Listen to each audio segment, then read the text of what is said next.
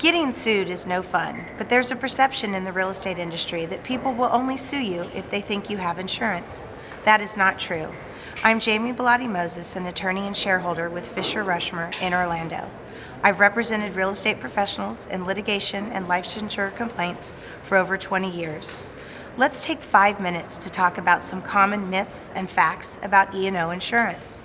Over the years, I've heard real estate professionals say they decided to go without insurance because they've heard horror stories surrounding lawsuits and licensure complaints. The rationale is that they won't get sued if they don't have insurance.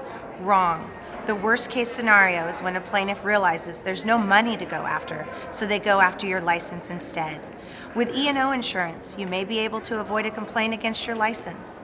Another common misperception is that as long as a real estate professional is selling a piece of property, it will be covered by E&O insurance. That's not true. If you own the property, it won't be covered. Thus, whether you are selling your homestead or flipping your own properties, they won't be covered under your insurance. Many sales associates think their broker will cover the deductible for E&O coverage. Again, not true. The broker has the right to require the agent to pay that deductible. It's very important when joining a brokerage to ask the broker how he or she handles E&O coverage. Did you know that if you have a case and you decide you want to settle for a certain amount, that you can't always make that decision?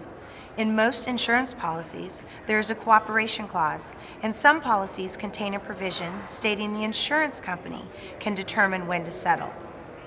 It's a myth that the insured has complete control over the litigation. It's definitely something you need to educate yourself about. Be engaged and involved, but don't think simply because you want to keep fighting, the insurance company will authorize that. Here are some other strategies for getting the most out of your E&O insurance. First, one property, one file. One of the biggest mistakes I see is that real estate professionals keep multiple files. The broker has a file, the agent has a file, and there's another file at the front desk. So when someone calls about the property, the front desk person can give information. Typically, these files contain different things about the property. When litigation is involved, I have to produce all 3 files, and if they're not exactly the same, you will have a harder time proving you disclosed something or gave a buyer or seller information. This applies just as easily to electronically stored information. Second, time is money. Be sure to tell the insurance company about a possible problem as soon as you start getting demands or a lawyer is involved. Too many real estate professionals don't want to tell their insurance company early on because they hope the situation will get resolved. However, if you wait too long, the insurance company can deny coverage for the claim because of your late reporting. Third, documentation is your responsibility. Don't rely on the title company to help you recreate a file. They are not always cooperative. In my experience, the answer has always been, that's in storage in a different city or state.